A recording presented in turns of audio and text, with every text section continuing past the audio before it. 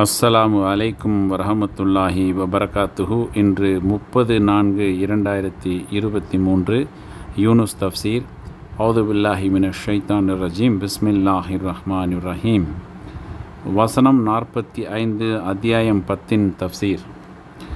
மனிதர்களை அல்லாஹ் ஒன்று திரட்டும் நாளில் அதற்கு முன் அவர்கள் பகலில் சிறிது நேரமே வசித்ததை போன்று நினைப்பார்கள் என இந்த வசனம் தெரிவிக்கின்றது.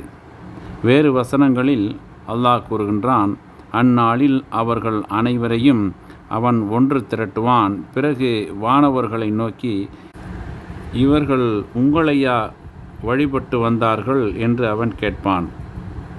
தங்களுக்கு எச்சரிக்கப்பட்ட வேதனை அவர்கள் காணும் நாளில் அதற்கு முன் பகலில் சிறிது நேரமே வசித்ததை போன்று அவர்கள் எண்ணுவார்கள். மறுமையை அவர்கள் காணும் அந்நாளில் ஒரு மாலை நேரம் அல்லது காலை நேரமே தவிர அதற்கு முன் அவர்கள் வசிக்கவில்லை என்பதை போன்று எண்ணுவார்கள்.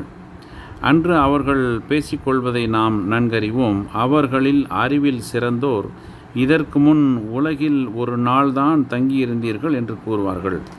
யுக முடிவு ஏற்படும் அந்நாளில் உலகில் சிறிது நேரமே தாம் வசித்ததாக குற்றவாளிகள் சத்தியம் செய்து கூறுவார்கள்.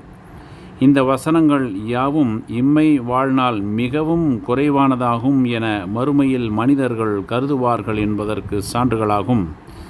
மற்றொரு வசனம் கூறுகின்றது, ஆண்டுகளின் எண்ணிக்கையில் எவ்வளவு காலம் பூமியில் வாழ்ந்தீர்கள் என்று அல்லாஹ் கேட்பான். அதற்கு அவர்கள், ஒரு நாள் அல்லது ஒரு நாளில் சிறிது நேரம் வாழ்ந்தோம். கணக்கிடுவோரிடம் இதை பற்றி விசாரிப்பாயாக என்று கூறுவார்கள். அடுத்த தொடர், அவர்கள் ஒருவரை ஒருவர் அறிந்து கொள்வார்கள் என்று கூறுகின்றது. அதாவது, உலகில் அறிமுகமாகி இருந்ததை போன்றே அவர்கள் தம் பெற்றோர்களையும் உறவினர்களில் சிலரையும் அறிந்து கொள்வார்கள். ஆனாலும் ஒவ்வொருவரும் தத்தம் பிரச்சனைகளில் மூழ்கி கிடப்பார்கள். மற்றொரு வசனத்தில், எக்காலம் ஊதப்படும் போது அவர்களிடையே எந்த உறவும் அன்றைக்கு இராது. அவர்கள் ஒருவரை ஒருவர் நலம் விசாரித்து கொள்ளவும் மாட்டார்கள் என அல்லாஹ் தெரிவிக்கின்றான்.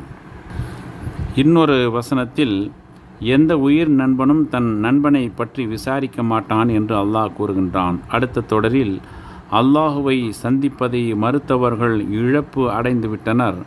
அவர்கள் நல்வழிய பெற்றோராக இருக்கவில்லை என்று அல்லாஹ் கூறுகின்றான். அதாவது, மறுமை நாளில் அவர்கள் தம்மையும் தம் குடும்பத்தாரையும் இழப்புக்கு இலக்காகிவிட்டனர்.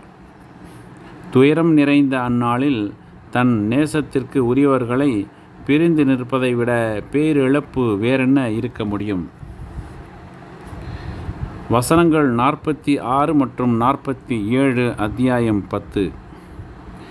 வமிம்மா நுரியன்னக பஅலல்லதி நாயிதுஹும் அவு நதவஃபையன்ன ஃபஇலைனா மர்ஜிஉஹும் சும்மல்லாஹு ஷஹிதுன் அலா மா யஃப்அலூன் வலிகுல்லி உம்மத்திர் ரசூலுன் ஃபஇதா ஜாஅ ரசூலுஹும் குலிய பைனஹும் பில் கிஸ்தி வஹும் லா யுலமூன். நபியே, அவர்களுக்கு நாம் எச்சரிக்கை செய்த தண்டனை, சோதனை ஆகியவைகளில் சிலவற்றை உமது வாழ்நாளிலேயே உமக்கு நாம் காட்டினாலும் அல்லது அவற்றுக்கு முன்பே உம்மை நாம் கைப்பற்றி கொண்டாலும் நம்மிடமே அவர்கள் திரும்பி வர வேண்டியுள்ளது. உமக்கு பின்னர் அவர்கள் செய்கின்றவற்றுக்கு அல்லாஹ் சாட்சி ஆவான். ஒவ்வொரு சமுதாயத்தாருக்கும் ஒரு தூதர் உள்ளார். அவர்களுடைய தூதர் வந்ததும் அவர்களிடையே நீதியோடு தீர்ப்பு அளிக்கப்படும். அவர்கள் யாரும் அநீதி இழைக்கப்பட மாட்டார்கள். இங்கு உயர்ந்தோன் அல்லாஹ் சத்திய மார்க்கத்தை பிடிவாதமாக மறுத்து கொண்டிருந்த இணை வைப்பாளர்கள் ஒரு நாள் தன்னிடம் வந்தே தீர வேண்டும் என எச்சரிக்கின்றான். இம்மையில் அவர்களுக்கு எந்த தண்டனைகள் கிடைக்கும் என அல்லாஹ் எச்சரித்தானோ அவற்றில் சில நபி ஸல்லல்லாஹு அலைஹி வஸல்லம் அவர்களின் வாழ்நாளிலேயே வந்தன. வேறு சில நபி அவர்களின் மறைவுக்கு பின் வந்தன. எப்படி இருந்தாலும் அவர்களின் பிடி தனது கையில் என்கின்றான் வல்லோன் அல்லாஹ். இன்ஷா அல்லாஹ் நாளை தொடரும்.